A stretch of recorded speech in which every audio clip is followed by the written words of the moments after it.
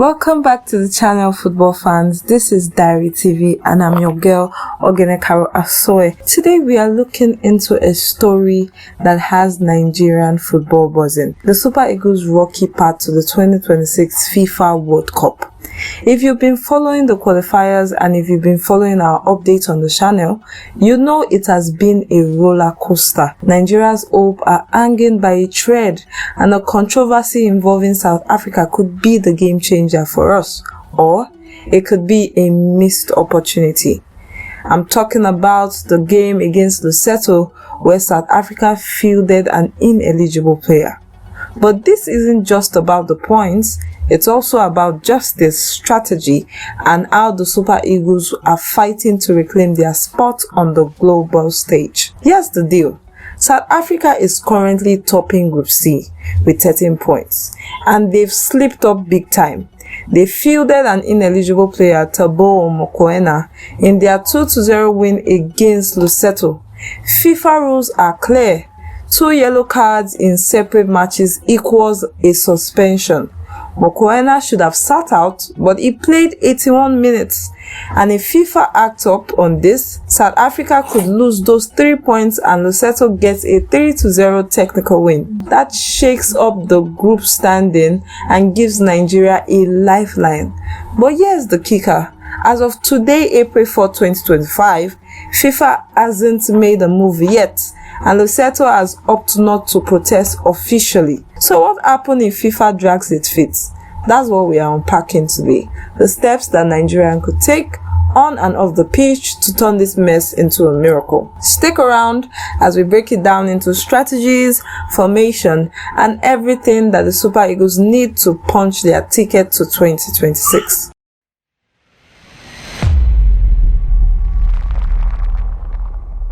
Let's set the scene. Group C is a battlefield. South Africa, Benin, Rwanda, Nigeria, Lesotho, and Zimbabwe all are fighting for this top spot. Only the group winner qualifies automatically for the World Cup in the USA, Canada, and Mexico. So every point they earn counts. The Super Eagles just have won 1 game out of 6. It's really a shaky start under their new coach, Eric Charles, who took over in January 2025. Now, this South Africa situation could be a lifeline for them. Nigeria has been in this situation before, back in 2018, where they fielded a suspended Shehu Abdullahi against Algeria, and FIFA flipped the 1-1 draw into a 3-0 loss. Precedent says that South Africa should lose those points, but as of now, there is still no update from FIFA. Lesotho has refused to even protest within the 48 hours window, and it has complicated things. But Nigeria Football Federation, the NFF, isn't sitting still. They've lodged a formal demand for an investigation, arguing for consistency. If FIFA doesn't act, the NFF could escalate this to the Court of Arbitration for Sports, or the CAF. Imagine that, a legal battle to secure World Cup points. It gets spicy actually. Some claim that Lesotho told FIFA that they would decline any points awarded to them, and instead, Nigeria could get those 3 points and 3 goals. This is unconfirmed, but honestly, it sounds like wishful thinking from desperate fans. FIFA doesn't just hand points to third parties like that. Still, it shows how high the stakes are. If South Africa keep those points, Nigeria's 7 points from 6 games is still just there, and there is nothing they can do about it. It's not over though, but it's quite tight. Next, we'll talk about what the NFF could do off the pitch and why rallying Africa might be their secret weapon.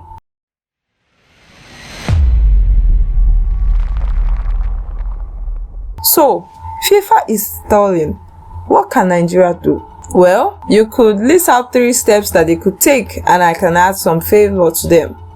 First off, the NFF is already on it. They've demanded that FIFA should investigate South Africa's breach. They're pointing to what happened to them in 2018 and saying they did same to us and they docked our points, so why not do it again? Consistency is their argument, and it's really a strong one. But if FIFA should shrug this off, Maybe because Lesotho didn't protest, the NFF can't just suck. Step 2 is them taking it to the CAS. The Court of Arbitration for Sports could force FIFA's hand, especially if Nigeria proves that the rules were broken. It's a long shot, but it has worked before. Thinking of when Bolivia was losing points in 2016 qualifiers for a similar issue. Step 3 is where it gets creative. Rallying African football nation. Imagine the NFF calling federations in Benin, Rwanda, and even Zimbabwe saying, "This isn't just about us, it's about fair play in the CAF." If South Africa docks points, the group is open for everybody. Benin, who is also behind Rwanda, they would love a shot at the top, and Nigeria could build a coalition, pressure FIFA publicly, and turn this into a continent worldwide issue. Picture press conferences, joint statements, and even an hashtag, Justice for CAF qualifiers. It's bold, it's loud, and it just might work. But here's my take. The FIFA really needs to move fast. The qualifiers resume in September 2025 with Nigeria facing Rwanda at home and South Africa away. Every day FIFA delays is a day Nigeria is stuck in limbo. They should have lawyers already the second Mokoena stepped on that pitch. And why stop at Africa? You could get the fans involved as well. Petitions, social media storms. Nigeria football fans are really passionate. We can weaponize that energy. And if the FIFA doesn't act, Nigeria would have to force the issue. But legal battles don't win games, actually. Let's shift gears. What can the Super Eagles do on the pitch to claw their way back up?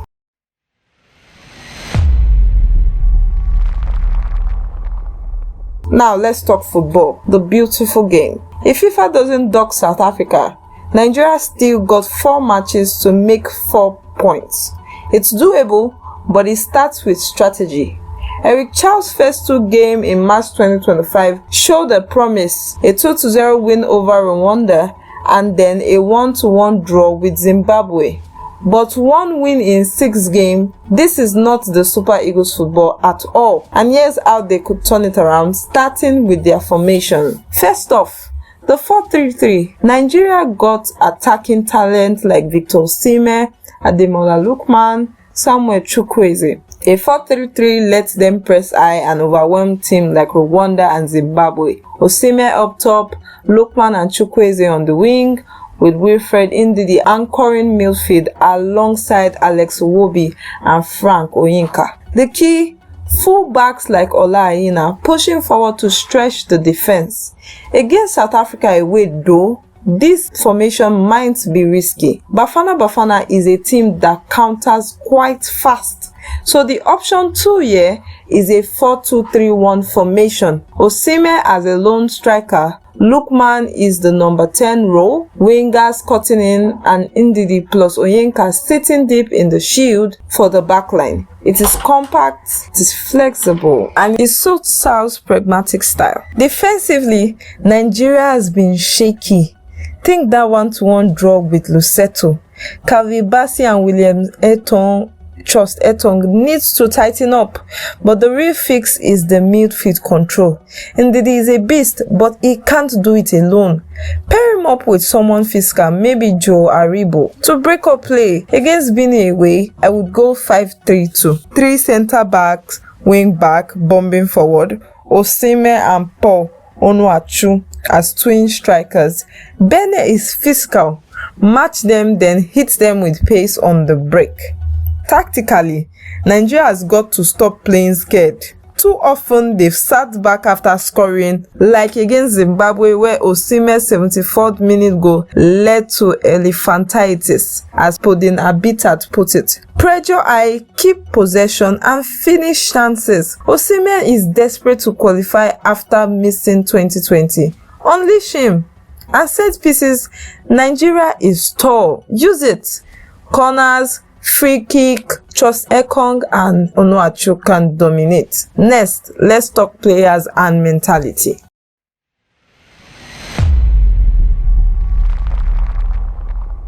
The Super Eagles roster is stacked, but it's about to step up. Victor Osimhen is the talisman, 2023 African Player of the Year, a goal machine at Napoli. He said it himself to BBC Sport. "We are desperate for 2026. Give him service and he will deliver." Ademola Lookman is another gem. His versatility lets him drift across the front line. Against Rwanda, he played left back at times. That's his commitment. Samuel Chukwueze and Moses Simon bring pace, but they need to be clinical. Midfield is where it is won, and it is non-negotiable. But Iwobi's creativity really has to shine. Frank Onyedika's energy could be the key of the bench. Defensively, it's a worry. Olayina is solid, but the centre-back pairing is inconsistent. Trust Ekong's leadership is vital, but Bassey needs to cut out errors. Goalkeeper Stanley Nwabali has been decent, but he is no Victor Eyama yet. Substitutes like Taiwo Awoniyi and Paul Onuachu can change games. Charles has got to trust his bench. Mentality is also the real X factor.